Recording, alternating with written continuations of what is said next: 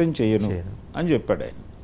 అదే ఆదిపురుష్ విషయంలో జరిగింది ఏంటంటే వాళ్ళు పురాణ విమర్శ చేయదలుచుకుని చేస్తుంటే ఓకే, అలా కాకుండా రెడిక్యూల్ చేశారు, అది ప్రాబ్లం. ఇక్కడ దానికి అవకాశమే లేదు. ఇది టోటల్గా వేరే ప్లైన్లో నడుస్తుంది కథ. మీకు అంతర్లీనంగా మీకు ఒక పౌరాణిక గాథ నడుస్తున్నట్టుగా అనిపిస్తుంది. పౌరాణిక పాత్రలు వచ్చి పెడుతూ ఉంటాయి, అంతవరకు ఓకే. కానీ పొరపాటున ఈ కార్టూన్ క్యారెక్టరైజేషన్ అలాంటి ప్రమాదాలు ఏమీ లేవు కదండి? డెఫినెట్గా లేవు కదా. ఎందుకంటే తెలుగు ఆడియన్స్ వరకు మనం చూసుకుంటే, ఆ మాటకు వస్తే సదరన్ ఆడియన్స్ కూడా కార్టూన్ క్యారెక్టరైజేషన్ని మిథలాజికల్ థీమ్కి అంగీకరించట్లేదు. లేదు అంటే దీని ప్రమోషన్లో కూడా రకరకాల టెక్నిక్స్ వాడాడు ఆయన నాగశ్విన్. దీన్ని ఎలా పిల్లల్లోకి పంప్ చేయాలి అంటే ఈ ఆడియన్స్ ఎవరు అనే దానిలో క్లారిటీ ఉంది అతనికి. దాంతో వాళ్ళకి ఈ సినిమాని ఎలా పరిచయం చేయాలి అనేది కూడా ఒక స్ట్రాటజికల్గానే వాళ్ళు వెళ్ళారు, వ్యూహాత్మకంగానే పరిచయం చేశారు. అది అక్కడ వరకు సక్సెస్ వాళ్ళు. ఇప్పుడు ఆదిపురుష్, పోస్ట్ ఆదిపురుష్ హాట్స్టార్లో హనుమాన్ సిరీస్ వస్తుంది సార్, ఇప్పుడు 4వ 5వ.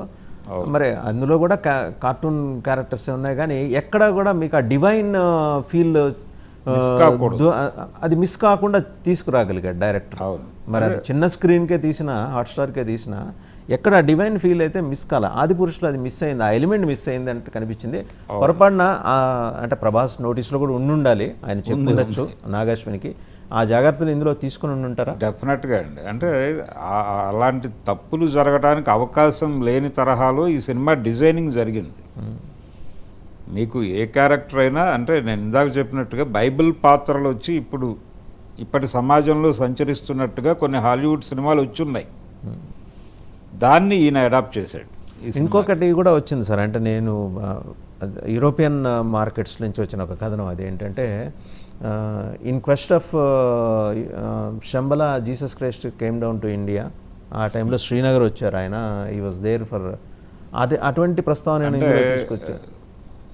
జీసస్ శిష్యుడు అంటే ఆయనతో నేరుగా పంపినటువంటి ఒక శిష్యుడు ఇలా ఇక్కడ ఈ ప్రాంతం అంతా తిరిగాడు అనేటువంటి ఒక కథ అయితే ఉంది. మీరు చెప్పిన శ్రీనగర్ వచ్చింది కూడా ఆయన, నాట్ జీసస్.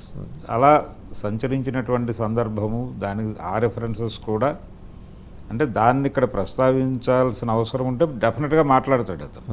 అంటే దానికి అవకాశం కూడా ఉంది. అంటే మీరు ఏదైనా మాట్లాడచ్చండి. మైథాలజీని తీసుకుని ప్రజెంట్ సొసైటీని చాలా అద్భుతంగా చెప్పచ్చు.